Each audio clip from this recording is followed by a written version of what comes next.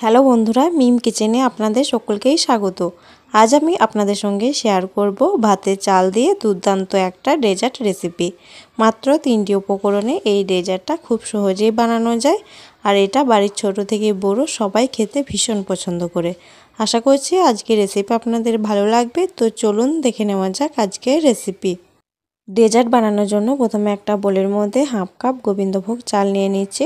তবে এখানে আপনারা বাসমতি কিংবা ভাতের চালটাও নিতে পারেন। এবার চালটাকে আমি ভালোভাবে ধুয়ে নেব। চালটা ধুয়ে নিয়েছি। এবার এই কড়াইয়ের মধ্যে চালটাকে দিয়ে দিচ্ছি।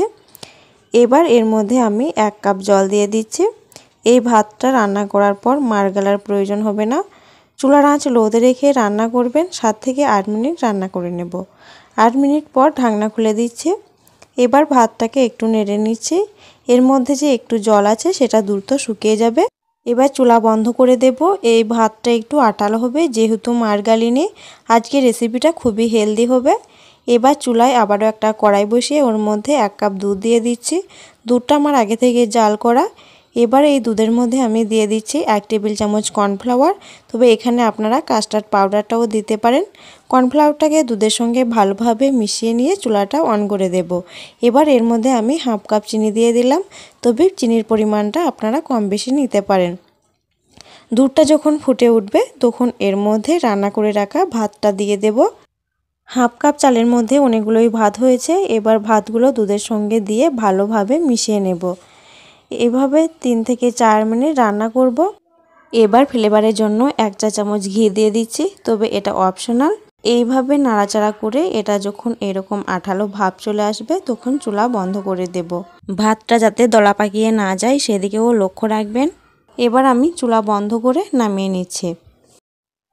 এবার একটা প্লেটের মধ্যে একটু ঘি ব্রাশ করে নিচ্ছি, যাতে করে এটা সুন্দরভাবে উঠে আসে।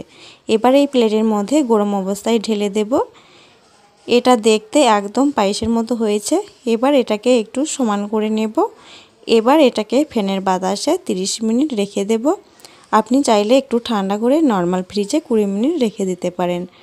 এটা ঠান্ডা হয়ে গেলে পরিবেশন করা যাবে। এইভাবে খুব সহজে এটা বেরিয়ে আসবে। এবার এর উপরে আপনারা ড্রাই ফ্রুটস দিতে পারেন। এবার এটাকে আমি কেটে দেখাচ্ছি। একবার এইভাবে ছুরি দিয়ে কেটে নেওয়ার পর ছুরিটাকে পরিষ্কার করে নেবেন, তাহলে এটা খুব সুন্দরভাবে কাটা হবে। আপনারা অবশ্যই বাড়িতে একবার এইভাবে ট্রাই করবেন। আর দেখুন এইগুলো দেখতে কতটা সুন্দর হয়েছে, আর খেতেও কিন্তু ভীষণ মজার হয়েছে। আশা করছি আজকের রেসিপি আপনাদের ভালো লেগেছে। ভালো লাগলে একটা লাইক করবেন, আর আপনি যদি আমার চ্যানেলে নতুন হন তাহলে আমার চ্যানেলটাকে সাবস্ক্রাইব করে রাখবেন। ধন্যবাদ।